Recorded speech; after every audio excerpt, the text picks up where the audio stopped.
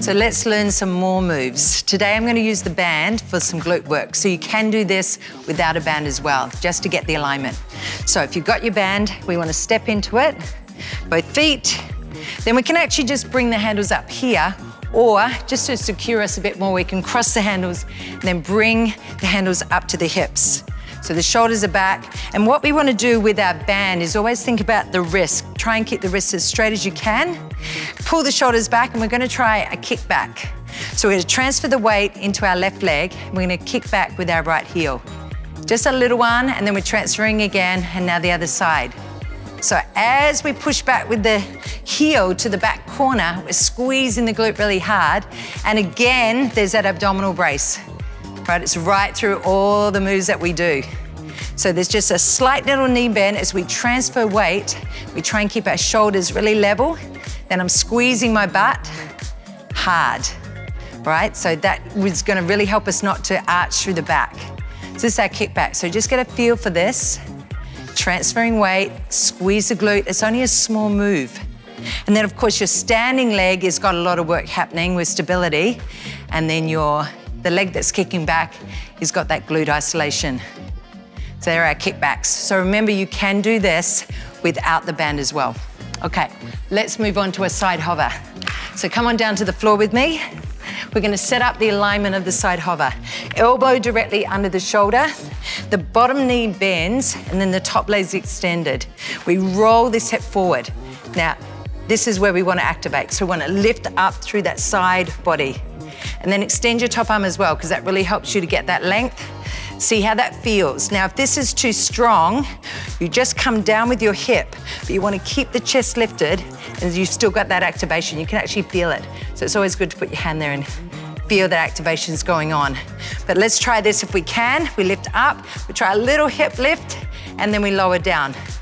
Now again, the abdominal brace, hips are forward, and then we're reaching up as high as we can, and we're just moving a couple of inches. Then just check down and check that your elbow is under your shoulder, right? Then you know you're in the perfect alignment to get results.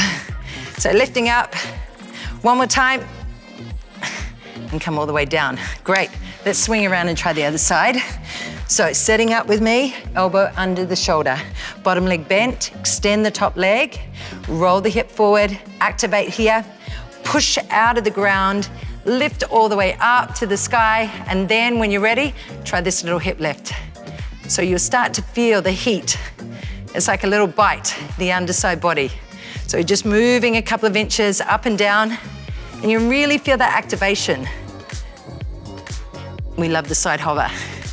Great work, everyone. All right, one more exercise I'm going to take you through. So often in our back tracks, we come from a horse stance position. So hands are shoulder width and knees are hip width. And we try the opposite arm and leg, extending straight out. So again, abdominal brace. Squeeze your butt. Now you take the arm and the leg out to the 45. Then we come back into the midline, and then we come down. Try the other side. So we extend out. So the only thing that moves is the arm and leg. Then back into the midline and coming down. And again, extend. So what we're working here is the shoulder to the front butt, the sling muscles. They're the muscles that you walk with. So we want these guys to be really strong. Extend out. And it's really challenging. Great stability move. We'll do two more. Brace the abs hard, only the arm and leg moving. Coming back into the midline and then switch. Last one. And then pushing out. And of course, your chin is tucked in, eyes are looking just in front of your fingers. So let's try this to the music. Hey, now we're gonna set up for the kick back. You can do this movement body weight with kg, or if you wanna use a band, come with us and place it flat on the floor. And then step both feet on top, hip distance apart. Pull the handles high into your hips. Now, if you want more resistance, you can cross the handles at the front, like this. And then you lift your chest really high, drop the shoulders down into the back ribs, and let's go, you're ready. Start by shifting your weight across into your left leg. So bend your left knee a little, and then lift your chest. We got a kick back, right leg, 2-2, let's go. Back, and then I'll change sides. So it's a small weight shift, and you want to kick to the back corner of the room. So you want to lead with the heel and push back at a 45-degree angle. You got that? Now remember, it doesn't need to be big, but you got to squeeze the butt to lift the leg. And as you do that, keep your hips square to the front. So that's when the core is on, and we know it. Should we do it? Singles, out and in. So now that you move a little faster, focus on your alignment. So if you start leaning side to side, just bend your supporting knee more, and that's gonna stabilize the hips. Now aim to keep your shoulders stacked right on top. And that's when the core brace is gonna be important, yeah? So now that we are aligned and we are square, you can focus on that juicy glute work, squeezing the butt, opening to the front part of the hip. Well done. Awesome. Thanks, Otto. Come on down, everyone. Get rid of your band. We're going to learn how to side hover. So the first thing, we're going to set our foundation, elbow directly under the shoulder, bottom leg bent, long, straight top leg, and then roll the hip forward. Now, here's the work. Underside body. We're going to lift it up, and then take the arm up as well, as soon as you're ready. So we feel the work here in the oblique. Now brace the abs super hard. That's going to keep everything square to the front. Now pressing out of the forearm. You can hear something's coming, right? Keep pressing, keep lifting, because we are working our obliques. Now it's going to be a small hip lift. We go up and down. Here we go. Up and down. Now this is going to feel a little challenging.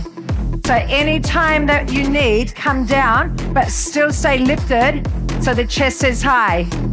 But if you can, come back with me now. 8 more.